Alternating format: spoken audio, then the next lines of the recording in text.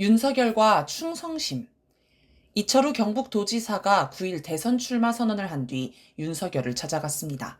그 자리에서 윤석열이 대통령이 되면 사람을 쓸 때 가장 중요시할 것은 충성심이라는 것을 명심할 것을 당부했다고 합니다. 이 말을 전하며 이철우는 주변 인사들의 배신에 깊이 상처받은 것으로 짐작된다 라는 말도 덧붙였습니다. 이 소식을 들은 많은 이들이 어이가 없다는 반응을 보였습니다. 윤석열을 대표하는 발언이 사람에게 충성하지 않는다인데 정반대되는 소리를 했기 때문입니다. 자기는 충성하지 않지만 다른 사람들은 자기에게 충성해야 한다는 말인지 아니면 탄핵을 당하고 보니 생각이 바뀐 건지 모르겠습니다. 아무튼 윤석열은 이율 배반의 태도를 보였습니다. 윤석열은 충성은커녕 배신의 삶을 살았습니다.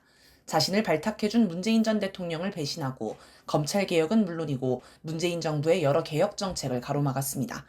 국힘당에 들어가서도 이준석을 당대표에서 몰아내는 등 당을 장악하기 위해 기존 지도부를 흔들었습니다.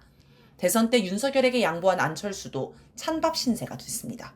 동문 선후배 사이로 부부 동반 모임을 가질 정도로 돈독했던 나경원도 배신을 당했습니다. 물론 윤석열의 가장 큰 배신은 국민을 배신한 것입니다. 윤석열은 철면피한 배신자 그 자체입니다. 정치인은 누구나 자기에게 충성할 사람을 찾습니다. 그런데 배신의 길을 걸어온 윤석열은 그런 사람을 만날 수 없습니다. 지도자가 자기에게 충성할 사람을 구하려면 세 가지가 필요합니다. 첫째, 공익을 추구해야 합니다. 지도자가 나라와 사회를 위해 헌신하겠다는 이상을 가지고 있어야 그 이상에 끌려 사람들이 충성하게 됩니다. 나라와 사회를 위하는 건 결국 모두를 위하는 것이며 모두의 운명과도 연결되므로 사람들은 자발적으로 공익을 추구하는 지도자에게 충성합니다. 우리 역사에서 보면 이순신 장군은 억울한 누명을 쓰고 고초를 겪은 후 백의종군 되었지만 나라를 지키기 위해 한 목숨을 바쳤습니다. 그래서 많은 부하들이 이순신 장군에게 충성을 바쳤습니다. 그런데 윤석열은 공익이 아닌 사익을 추구했습니다. 도이치모터스 주가 조작, 양평 고속도로 비리 등 처가의 온갖 부정부패를 국가 권력을 동원해 덮어주었습니다. 심지어 파면 후에도 관절을 무단 점거하고 잔치를 여는 등 자신의 더러운 사리사욕을 채우는 데 급급했습니다. 이런 자에게 충성할 사람은 없습니다. 윤석열 옆에서 충성하는 것처럼 보였던 이들은 사실 사리사욕에 눈이 먼 윤석열을 이용해 자신의 사리사욕을 채우려던 자들이었습니다. 윤석열이 파면되고 더 이상 빌부터도 나올 게 없는 지경이 되자 모두 등을 돌리는 걸 보면 알 수 있습니다. 둘째, 실력이 있어야 합니다. 아무리 좋은 뜻을 가지고 있어도 실력이 없으면 소용이 없습니다. 실력이 있으면 공익을 실현할 가능성이 높기 때문에 사람들도 신명나서 충성하게 됩니다. 실력에는 정책적 안목, 사람을 적재적소에 배치하는 판단력, 자기 생각을 다른 이들에게 전파하고 설득하며 감동시키는 능력, 난관을 뚫고 목표를 달성하는 강한 의지와 능수능란한 수완 등 여러 요소가 있습니다. 이런 면에서 보면 윤석열은 무능하기 짝이 없었습니다.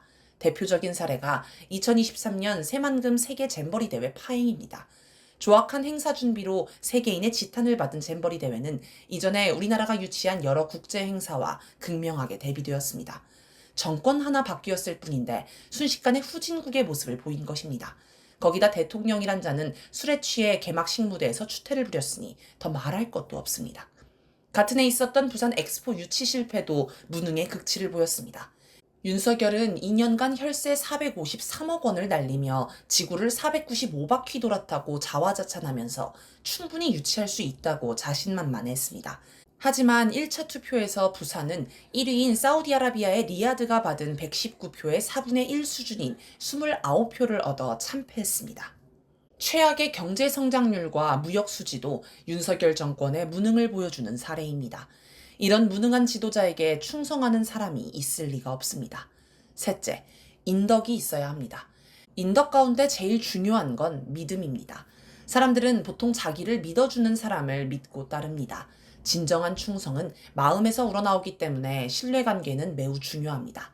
아랫사람의 부족함을 알아도 포용하고 기다려주는 관용, 아랫사람이 어려움에 부닥쳤을 때 손해를 무릅쓰고 도와주는 의리, 아랫사람에게 과감히 중요한 일을 맡기고 끝내 성공하도록 도와주는 헌신 등의 모습에서 충성심이 생깁니다.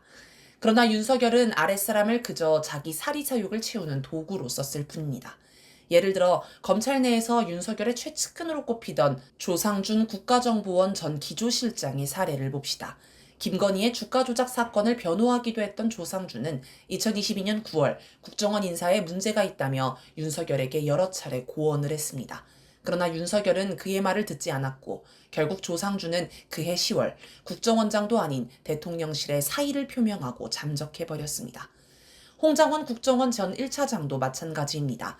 홍장원은 대통령 좋아했습니다. 시키는 거 다 하고 싶었습니다. 라고 할 정도로 윤석열에게 나름대로 충성하던 자입니다. 그런데 윤석열이 12.3 내란 당시 야당 정치인 등 반윤석열 인사들을 체포하라고 지시하자 이를 거부했습니다. 그러자 윤석열은 곧바로 국정원장에게 지시해 홍장원을 경질했습니다. 곽종근 특수전사령관도 12.3 내란에 가담했다가 후회하며 양심선언을 했는데 윤석열은 그가 거짓말을 한다고 주장했습니다. 즉 윤석열은 자기가 국회의원을 끌어내라고 군인들에게 명령하고서 그런 적 없다고 잡아떼며 군인들에게 책임을 떠넘긴 것입니다. 2월 11일 육군은 특전사 중견 간부들의 처우 개선을 위해 경제적 보상을 확대하고 인사관리제도와 복지여건 개선 등을 추진하고 있다고 밝혔습니다.